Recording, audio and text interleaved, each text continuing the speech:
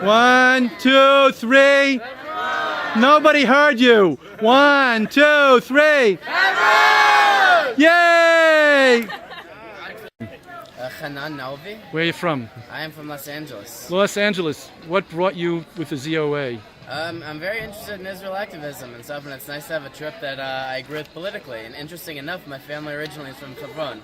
Unfortunately, they had to leave after 1929, but it's nice to see a trip that embraces our heritage authentically. What was your family's name? Resnick and Cohen.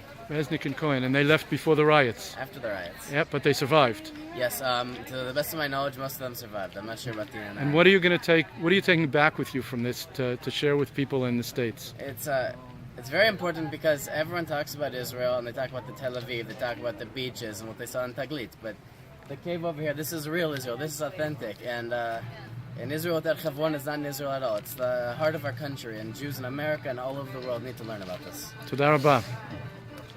Jeff Dobie, you are the representative of the Zionist organization here in Israel.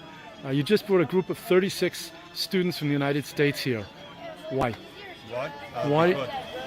Number one, because this is the first capital of the state of Israel, and just like we take them around the present capital of the state of Israel, Jerusalem, everybody should have an opportunity to experience the first capital of the state of Israel.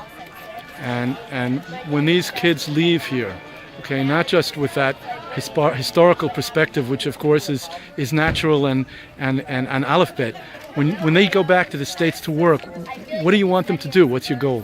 One of the goals that we have is to let people know that after they have been here in Hebron, the reality on the ground is completely different than what they hear about in the media, what they hear from some of the other so-called sources of information.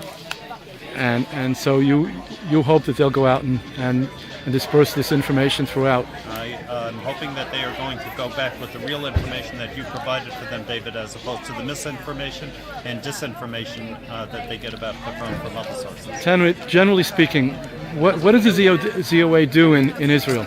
If we die, ZOA in Israel basically tries to improve the U.S.-Israel relationship, but what does that mean? That means advocating for things like the non-release of terrorists who have killed U.S. citizens and Israelis.